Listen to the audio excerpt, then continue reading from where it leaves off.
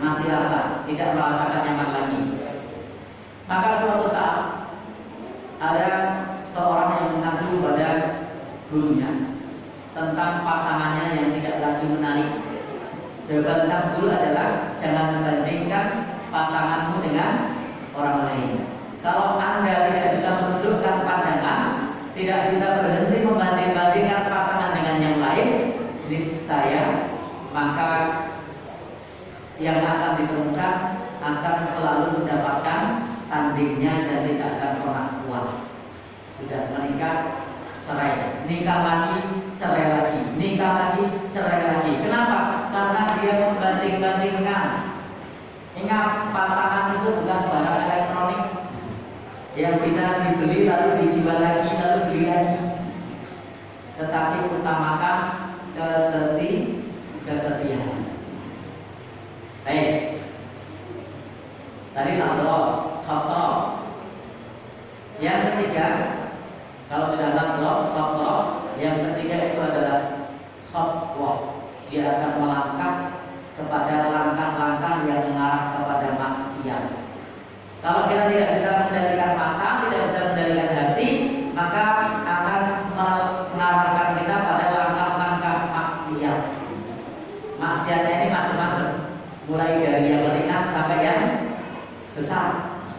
Tetapi intinya kita dilarang untuk berbuat maksiat, melakukan aksi maksiat. Mulai dari ngecat orang, mulai dari bukan ngecat tembok, bukan ya, chatting maksud saya. Nah, mulai dari telepon, mulai dari ketemuan dan seterusnya. Kemudian sampai pada tahapan khalwah, berduaan dan seterusnya, yang padahal dalam agama kita itu belum dihalalkan. Dan kalau kita tidak hati-hati, maka tahapan yang ketiga ini akan terjatuh pada tahapan yang keempat. Yang keempat adalah khati'ah, terjatuh dalam dosa besar. Jadi terjatuh dalam dosa besar. Lebih lanjut, Imam Ibnu Al-Jauziyah menyebutkan, menyampaikan kepada kita bahwa ketika kita sudah terjatuh dalam khati'ah, dalam dosa besar, maka hawa nafsu itu kecenderungannya ingin mengulang dan ingin mengulang. Pernah saya sampaikan di sini, karena maksiat itu seperti orang di dalam kakus, di dalam WC. Teman-teman pernah masuk WC? Pas pertama masuk merasa jijik, pertama masuk merasa bau, tapi begitu duduk baunya mulai hilang, rasa jijiknya mulai hilang, nyaman. Bahkan ada yang betah bermenit-menit di kamar mandi, ada yang betah berjam-jam hanya untuk duduk di kloset. Ada nggak? Banyak. Pengalaman. Awalnya jijik, awalnya nggak nyaman. Begitulah maksiat. Kita semua sudah diprotek, sudah dibentengi. Ini maksiat, ini tidak boleh. Awalnya risih. Orang yang bermaksiat itu awalnya risih. Bahkan anak muda yang pacaran pertama itu awalnya tidak nyaman, apalagi takut ketahuan sama ibunya, takut ketahuan bapaknya, tidak berani mengajak pulang kampung. Tapi lama-lama sudah biasa dikenalkan bapaknya, kenalkan ibunya, pulang kampung, diajak nginep dan seterusnya. Alhamdulillah ini sudah mulai nyaman, seperti orang masuk kamar mandi tadi. Awalnya merasa bau, merasa jijik, tetapi begitu sudah mulai duduk dia nyaman dan cenderung hawa nafsu itu ingin mengulang. Cenderung hawa nafsu itu ingin mengulang. Ketika dia mendapatkan pengalaman maksiat, maka dia susah untuk hilang dan berhenti dari maksiatnya tersebut. Ada kecenderungan ingin kembali untuk mengulang lagi, ingin kembali untuk mengulang lagi. Maka Bapak, Ibu, ikhwan dan akhwat sekalian yang berbahagia yang dirahmati Allah Subhanahu wa taala, pintu an-nadharu, pintu apa tadi? Pandangan, khatrah lintasan hati, khatwah langkah-langkah menuju kemaksiatan yang mengarah pada perzinahan, apalagi khati'ah, kemudian terjatuh dalam perzinahan. Kalau tidak segera bertobat dan membentengi diri kita dengan mendekatkan diri kepada Allah Subhanahu wa taala, maka itu menjadi penyakit kronis sampai berkeluarga pun susah kalau sudah terbiasa yang seperti itu. Maka jangan kaget Bapak, Ibu, ikhwan, akhwat sekalian, yang semacam ini bukan hanya berlaku bagi anak muda, yang dewasa pun sama, tidak cuma orang awam, tetapi juga tokoh agama pun sama. Karena ini menyangkut pribadi manusia. Semua manusia punya kecenderungan yang sama. Fa'alhamaha fujuraha wa taqwaha. Allah ilhamkan untuk fujur dan Allah ilhamkan untuk takwa. Kita mau pilih potensi fujur atau pilih potensi takwa? Kalau kita pilih potensi takwa, insya Allah dimudahkan ke jalan takwa. Tapi kalau pilih potensi fujur, maka akan dimudahkan ke jalan fujur, jalan durhaka. Maka sebenarnya apa sih dalam Islam, seperti apa sih dalam menasihatkan jodoh? Yang pertama tadi, kita harus sabar, jauhi yang haram, termasuk tadi pandangan haram, langkah haram, lintasan haram, itu harus dihindari. Carilah yang halal. Jadi kita harus punya orientasi untuk mencari yang halal. Tempuhlah jalan ta'aruf, bukan pacaran.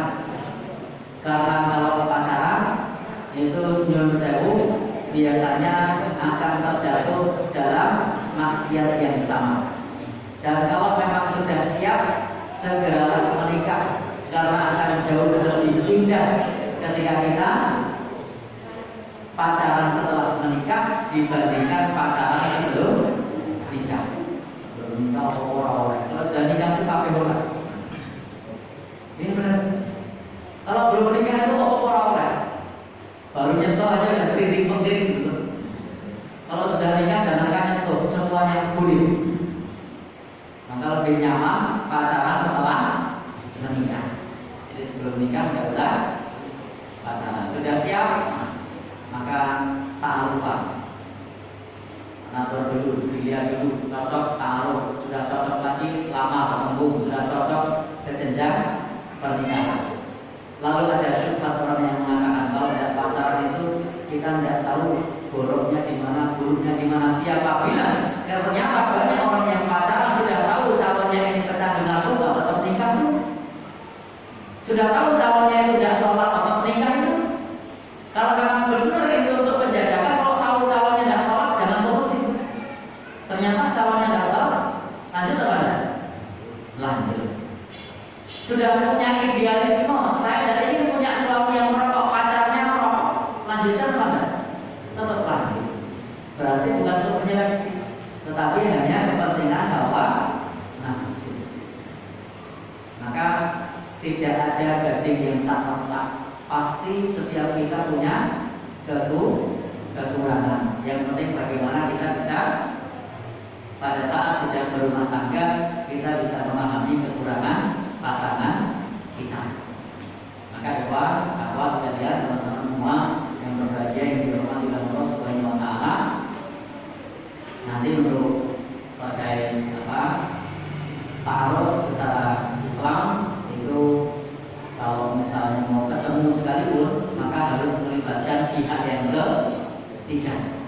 Tidak bisa kemudian hanya sekedar berduaan, karena dalam agama kita tidak diperbolehkan berdua-duaan dengan lawan jenis, tetapi hendaknya ada pihak yang ketiga untuk menyaksikan agar tidak terjatuh dalam perzinahan. Baik, sebagai penutup, saya tidak berpanjang lebar, tak terasa sudah hampir 1 jam. Sebagai penutup, teman-teman semua yang berbahagia di rumah di Allah, kalau ternyata sudah melakukan persiapan-persiapan tadi, pandangan sudah dijaga, narkoba sudah dihindari, bahkan kita juga nyun sewu secara umur juga sudah matang, kok belum kunjung juga jodoh datang, maka yang perlu dilakukan adalah berdoa.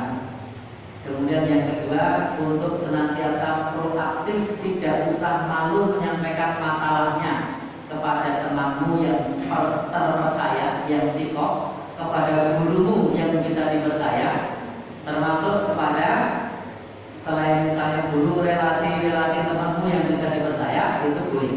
Untuk apa? Untuk mendapatkan jodoh. Tidak mengapa datang kepada ustaz atau guru ngaji, ustaz saya minta tolong, saya dicarikan jodoh. Jangan dipendam sendiri. Atau kalau kita sudah punya pandangan, minta tolong sama orang lain untuk menyampaikan. Mau tidak? Kalau menjalin hubungan yang lebih serius. Karena kalau usianya sudah matang, insya Allah tidak akan pilih-pilih lagi. Jadi lebih baik seperti itu dibandingkan kemudian kita tidak melakukan ikhtiar tetapi memendam rasa. Maka lebih baik ungkapkan isi hati kita. Kalau tidak berani sendiri, maka dengan perantara orang lain. Dan bukan aib dalam agama kita perempuan melamar laki-laki. Kalau tempat kita kan gengsi gitu ya. Padahal dalam agama kita boleh tidak? Boleh. Ketika Rasul sama Khadijah, yang lamar Rasul atau Khadijah? Khadijah yang melamar, bukan Rasul. Jadi perempuan yang melamar laki-laki dia nunggu, tidak masalah. Sayangnya di tempat kita, kalau ada perempuan yang bilang mau tidak kamu jadi pacar aku, itu dianggap hebat. Tapi kalau ada perempuan yang mengatakan mau tidak kamu jadi imamku, dianggap gatal. Masya Allah. Padahal kalau mau nggak kamu jadi pacarku, ini menurut saya sebenarnya dalam agama kita tidak boleh.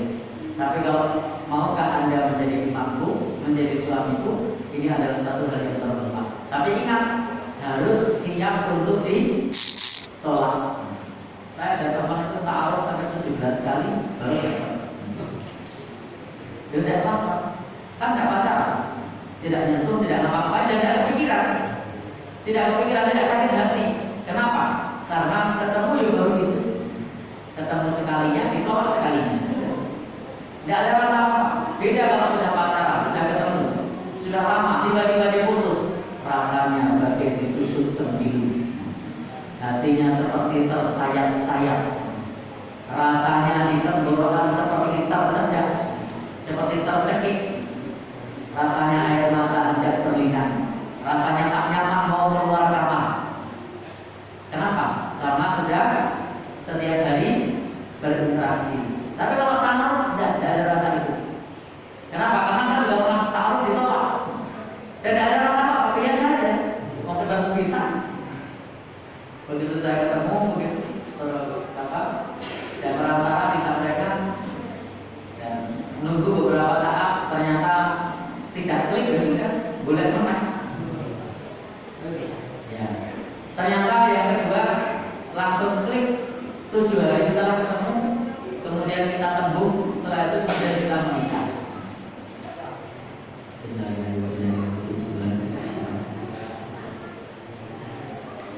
Baik, demikian yang bisa kita sampaikan, mudah-mudahan bermanfaat. Intinya kita perlu melakukan persiapan dan ingat harus kita kelola manajemen konflik, itu penting. Jadi kalau kita berjodoh perlu ada manajemen konflik. Selain yang tadi sudah kita sampaikan, saya tambahkan perlu adanya manajemen konflik. Bagaimana semangat untuk mengajeni, menghormati, dan semangat untuk ngalahi. Karena tanpa adanya semangat mengajeni, menghormati, dan adanya semangat ngalahi, maka konflik itu akan tercipta terus menerus. Maka bagaimana perempuan itu bisa menghargai laki-laki dan laki-laki mau mengalah dengan perempuan. Baik, yang belum berjodoh silakan untuk senantiasa ikhtiar, belak-belakan saja, terus terang saja, tidak apa-apa, tetapi kepada orang yang sikoh, yang bisa dipercaya. Kalau jangan disampaikan kepada orang yang tidak sikoh, jangan disampaikan kepada sembarang orang, tapi sampaikan kepada orang yang sikoh. Bila itu berbeda, waktu dan tempat saya kembalikan kepada Bapak warahmatullahi wabarakatuh. Wassalamualaikum warahmatullahi wabarakatuh.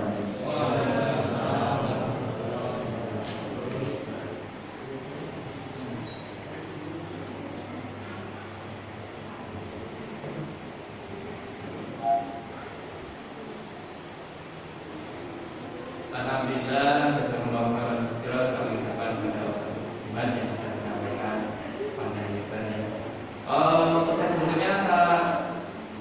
berikan waktu jika ada pertanyaan. Insya Allah nanti ada bebas dari panitia yang menarik mengingatkan. Pertanyaan saya juga pertama.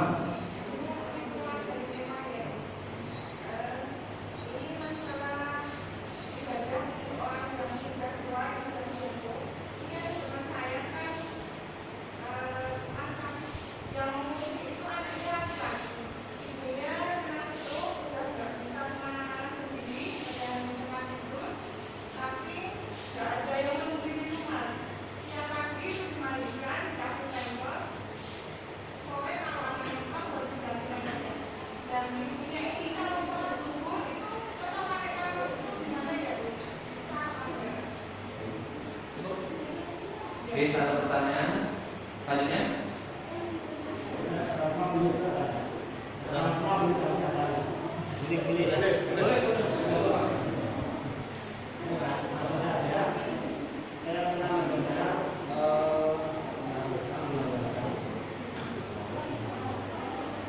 Setelah kita melaksanakan sholat fardu, itu barang siapa yang membaca surat ayat kursi ya, itu akan dijamin masuk surga.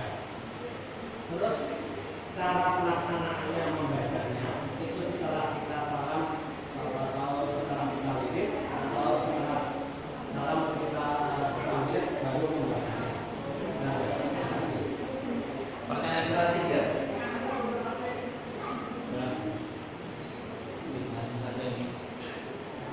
Terkait dengan jodoh, saya punya teman laki-laki dan bisa dikatakan dan sudah usia lanjut sekitar 50 atas tahun.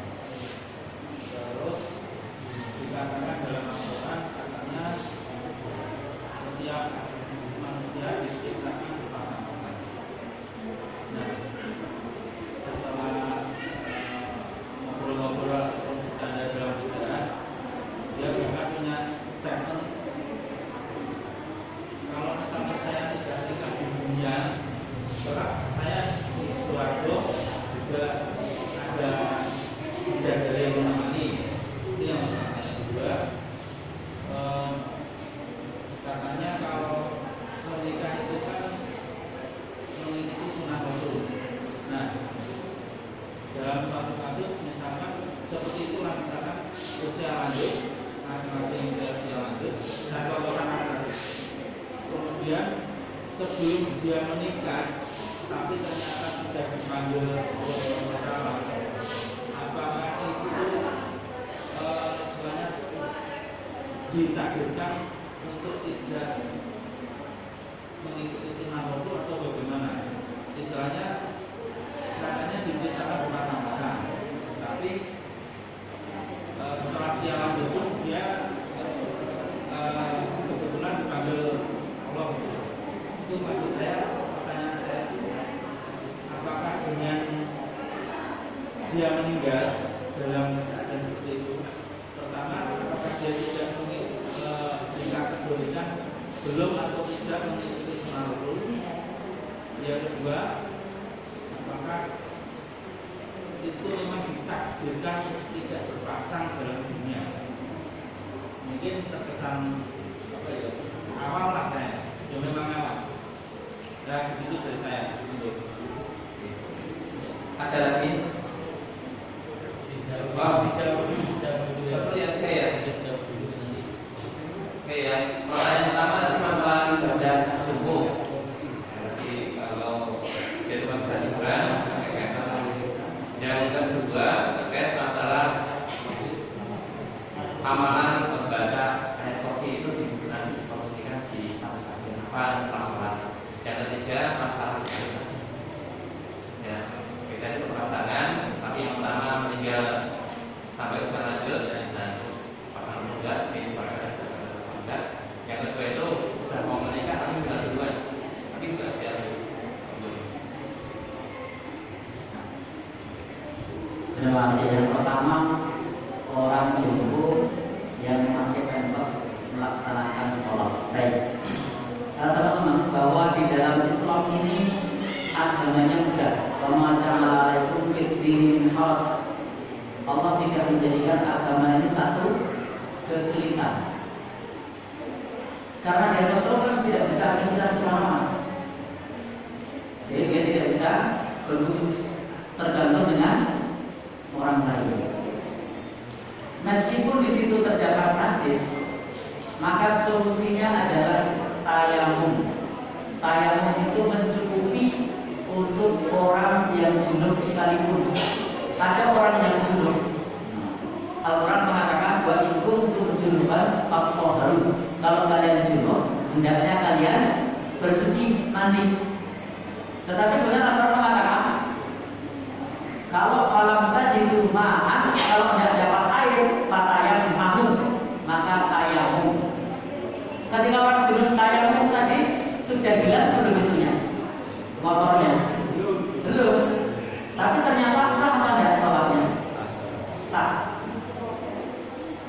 Jadi untuk orang yang junub itu Al-Quran mengatakan kalau tidak dapat air, fatayammamu, tayamum. Maka orang yang jumhur ini meskipun di situ masih ada pempesnya, dia nyopot sendiri, ganti sendiri dari sholat. Maka solusinya adalah tayamum sudah mencukupi. Karena memang ini masuknya dalam kategori darurat. Kecuali ada tetangganya yang mau jadi relawan.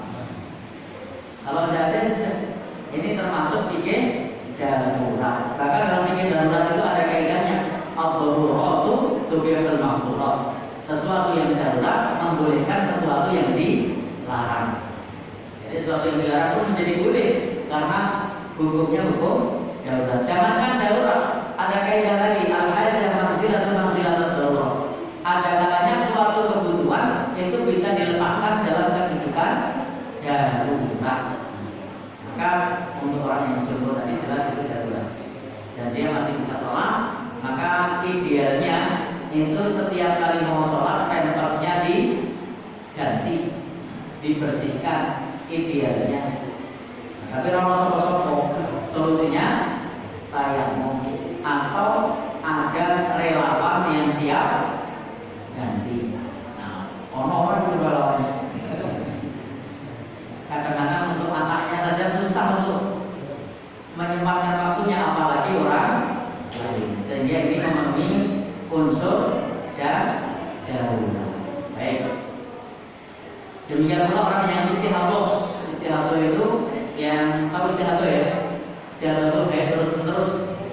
Dia tetap wajib sholat meskipun darahnya masih mengalir. Kemudian lagi sahibus salas.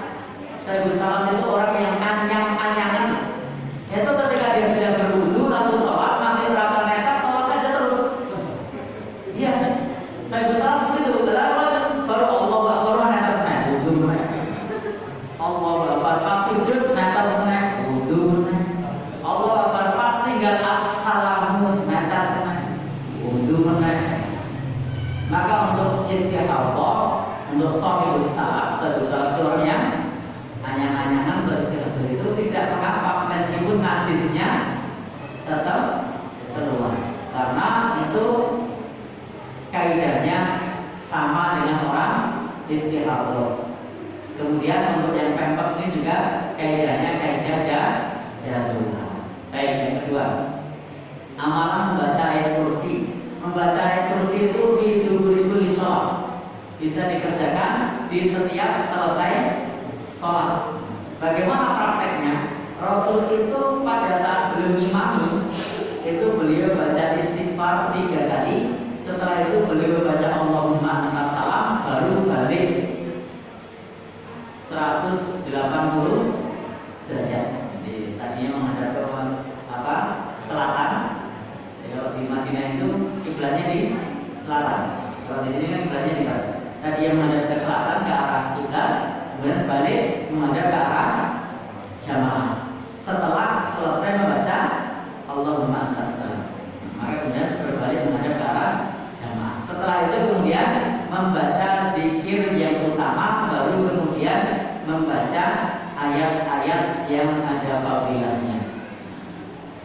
Jadi itu teknis mengenai membaca ayat kursi. Jadi tidak langsung begitu selesai langsung Allah, tapi selesai istighfar dulu, Allahumma assalam, baru zikir yang lain. Monggo nanti urutannya boleh dibulat balik, tetapi pertama adalah istighfar, Allahumma assalam. Setelah itu monggo zikir-zikir yang lain, dan urutannya tidak harus sama. Maka jangan kaget kalau jangan baca buku zikir kok urutannya beda-beda. Tapi pasti yang awal adalah istighfar, Allahumma assalam. Karena itu sunnah Nabi seperti itu. Memang betul para baca ayat kursi itu kalau mati di hari itu masuk surga. Sekurang-kurangnya kita baca ayat kursi itu 2 kali. Karena barang siapa baca di waktu pagi, kalau siangnya mati masuk surga. Barang siapa baca di waktu sore, kalau malamnya mati masuk surga. Sekurang-kurangnya 2 kali. Termasuk punya fadilah yang sama itu adalah sayyidul istighfar. Sayyidul istighfar, Allahumma anta rabbi la ilaha illa anta khalaqtani BSI, dan seterusnya. Ya. Jadi ini juga fadilahnya seperti itu. Dan dulu para salafus saleh ketika tahu fadilah yang begini, mereka tidak tinggalkan sepanjang hayat. Mereka tidak tinggalkan. Baik, yang berikutnya ini oleh Katib itu sekretaris ditulis umur 60 tahun tapi belum dapat pasangan. Baik, memang betul Allah berfirman wa khalaqnakum azwajan, kami ciptakan kalian berpasangan. Setiap yang disebutkan di dalam Al-Quran, di dalam hadis Nabi, itu prinsipnya al-ibratu bil aghlabiyah, pelajarannya diambil umumnya. Walaupun ada yang tidak umum, ini kan maksudnya yang tidak umum. Jadi ketika disebutkan seperti itu bukan berarti seragam, tapi ada yang tidak. Seperti misalnya Bapak dan Ibu, Ikhwan dan akhwat sekalian, orang yang soleh, jodohnya soleh. Nabi Nuh itu ya orang soleh, istrinya kafir. Nabi Nuh itu ya orang soleh, tapi istrinya ahli maksiat. Kenapa? Ini sebagai ibrah pelajaran bagi kita bahwa memang umumnya laki-laki soleh dapat perempuan soleh, tapi tidak menutup kemungkinan seperti Nabi Nuh, seperti Nabi Lut, atau seperti Fir'aun, orang bejat, istrinya solihah. Jadi, tapi ini tidak umum. Umumnya itu orang baik dapat orang baik. Umumnya itu belum saya uang dalam atau uang dalam. Umumnya uang masjid atau uang masjid. Umumnya nyuruh sewu karyawan dapat karyawan. Umumnya begitu. Tapi kalau kemudian ada karyawan dapat pejabat, itu ya ada. Jadi ini maksudnya seperti itu, analogi. Itu cuma analogi. Jadi umumnya. Maka Allah ciptakan itu berpasangan-pasangan. Tapi ada yang mereka sampai meninggal tidak berpasangan. Termasuk ada ulama, contoh Imam Nawawi, itu meninggal belum punya suami, belum punya istri. Imam Nawawi yang tadi saya kutip, itu sampai meninggal belum nikah. Tapi ilmunya kemana-mana. Jadi ini pentingnya pelajaran diambil dari umumnya. Demikian pula dalam menyikapi nas itu teks dalam Quran atau dalam hadis Nabi, itu kadang ada teks umum, ada teks khusus. Maka kalau teks itu umum kita pahami umum, kalau teks itu khusus kita pahami khusus. Contoh Allah berfirman, "Waja'alna minal ma' kulla syai'in hayy," dan kami jadikan setiap sesuatu yang hidup itu dari air. Tapi tiba-tiba Allah berfirman manusia dari tanah. Berarti kita memahaminya umumnya diciptakan dari air, tapi manusia dari tanah. Berarti manusia itu khusus, tidak umum. Tapi umumnya semua dari air, tapi manusia dari tanah. Loh kok setan dari api, itu khusus juga. Selain yang dikhususkan berarti dari air. Contohnya begitu. Kadang pula ada yang sifatnya mutlak muqayyad. Mutlak muqayyad itu umum dan diikat. Baik. Kemudian ketika dia sudah meninggal dunia dan belum punya jodoh, apakah nanti di akhirat ada jodohnya? Iya. Karena di akhirat itu nanti salah satunya Allah Subhanahu wa taala akan menjodohkan hatta yukhayyiruhu minal huril 'aini ma syaa, sampai dia memilih bidadari mana saja yang dia sukai. Memang ada jodohnya, tapi di akhir. Maka ini sebagai kabar gembira bagi yang sudah usia matang kok oleh-oleh. Tapi tetap harus ikhtiar. Jodoh itu termasuk takdir, tetapi takdir ikhtiari. Takdir itu ada dua, ada ikhtiar, paksaan, ada ikhtiar, pilihan. Jodoh itu termasuk takdir pilihan, harus usaha. Jadi tidak bisa ungkap-ungkap di rumah mati. Ya, termasuk rezeki, termasuk sholat, ibadah itu takdir pilihan. Jadi pilihan. Tetapi tetap Allah yang menentukan. Kita sudah memilih dagangan ringan, tidak laris. Sebelahnya laris, Allah yang menentukan. Tapi kan kita yang milih. Oh, pilih tukang angkringan, pilih tukang batu, tukang kayu, pilih teknokrat, beli pabrik mana? Jadi itu pilihan. Tetapi Allah juga yang menentukan. Sudah pilih pabrik, daftar apa-apa, boleh ke toko dan tukang cukur, yes. Itu Allah sudah menentukan yang terbaik. Kalau seperti saya itu rezekinya ternyata nganggur. Jadi pengangguran itu kalau ditekuni ternyata menghasilkan. Saya bingung juga kata-kata dari mana. Jadi saya terakhir kerja itu 1 hari sebelum nikah. Jadi saya nikah tanggal 7, saya tanggal 6 resign dari tempat kerja. Sampai sekarang. Jadi rumus saya rumus terbaik. Biasanya orang nikah itu ngomong nyambut gawe, saya begitu nikah malah orang nyambut gawe. Karena dulu terlalu sibuk waktu kerja itu, sehingga saya khawatir kalau saya kerja tidak ada waktu untuk istrinya. Bagaimana pagi sampai sore kerja, malam saya waktu itu kerjanya di 2 perusahaan penerbitan. Jadi pagi sampai sore kerja, malam kerja, belum isi pengajian dia begini, rupiah barang, bujuri, sudah. Pilih nggak usah kerja. Ya itu pilihan. Ya, kok pengen? Boleh.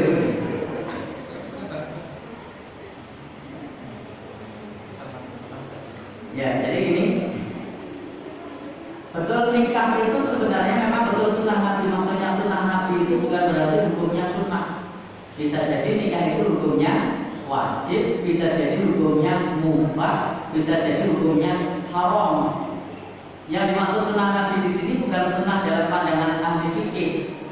Sunnah dalam pandangan ahli fikih kalau dikerjakan berpahala, kalau ditinggalkan tidak berdosa. Tapi yang dimaksud sunnah ini adalah sesuatu yang dilakukan oleh Nabi Sallallahu Alaihi Wasallam, dan barang siapa yang mengikuti beliau maka itu menjalankan sunnah. Maksudnya seperti itu. Nah, kalau orang tidak nikah, apakah dia tidak mengikuti sunnah? Baik. Bahwa sunnah yang semacam ini diikat muqayyad, tidak mutlak. Jadi sunnah menikah itu muqayyad, diikat dengan kemampuan. Jadi dia mampu lahir dan batin. Secara batin dia tidak mampu, lemah syahwat misalnya. Jadi kalau lemah syahwat, innalillahi. Lemah syahwat orang duwe gawean. Kalau nikah apa yang terjadi nanti? Menyengsarakan istri. Nah, untuk sementara waktu dia saat itu hukum menikah tidak sunnah, tidak pula wajib. Sementara waktu sampai dia berubah, sampai dia nyusewu mampu untuk bekerja, baru kemudian terjadi hukum sunnah atau wajib. Jadi hukum menikah itu pokoknya diikat dengan keadaan. Ada kalanya nikah itu wajib pemuda, bawaannya itu pikirannya zina, secara ekonomi sudah mampu, agar kepada orang lain, masya Allah, maka ini hukum nikahnya apa? Wajib. Kalau tidak nikah bagaimana? Nah, bahaya